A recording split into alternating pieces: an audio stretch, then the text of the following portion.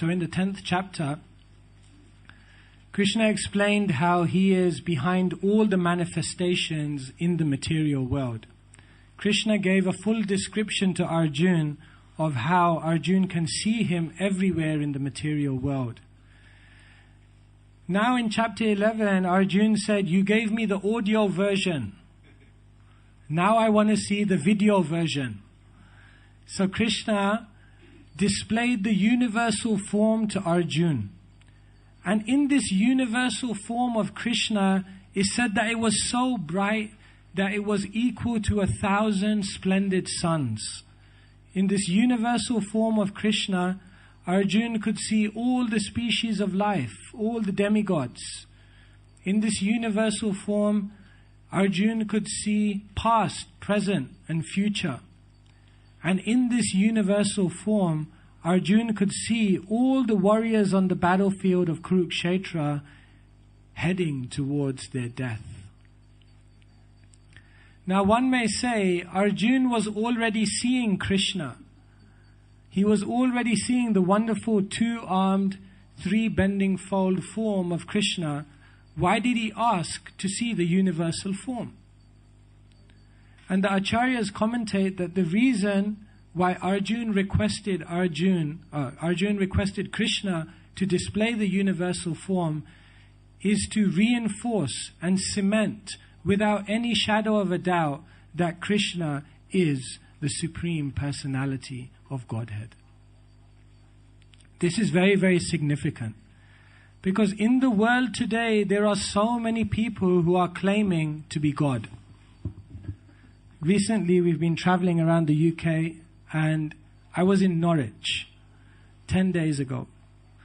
So we were distributing books, and I stopped one gentleman and I showed him the Bhagavad Gita, and his eyes became very big. And he said, "Bhagavad Gita, wow, amazing." And I said, "Yes." And then I just began to describe Krishna and his teachings. And he said, "But you haven't heard." I said, "Haven't heard what?" He says, "You don't know that Krishna has come back." And I said, "Really?" And then he said, "Haven't you heard?" And then he reached into his pocket and he gave a flyer and had a picture of the man on the front, and it said, "Mogi Baba. Krishna has come back again." And then below it had the philosophy, Mogi Baba's philosophy: don't worry, be happy.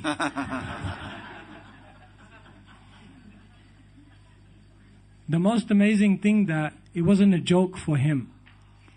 For him, it was real. He actually believed that this person is Krishna. And this is not a new thing. In India, every day, new Krishnas are coming. And so many people are claiming that I am Krishna. They say India has the biggest export industry.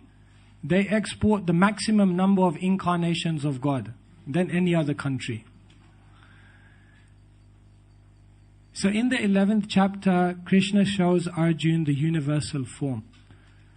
And by doing this, Krishna establishes his position as the Supreme Personality of Godhead. And Krishna teaches us that we shouldn't just accept anyone as God simply because they can do some mystic, perform some mystic activities, or do something that we cannot do, or they know something that we do not know. God has to have more qualification than simply that. God is not so cheap.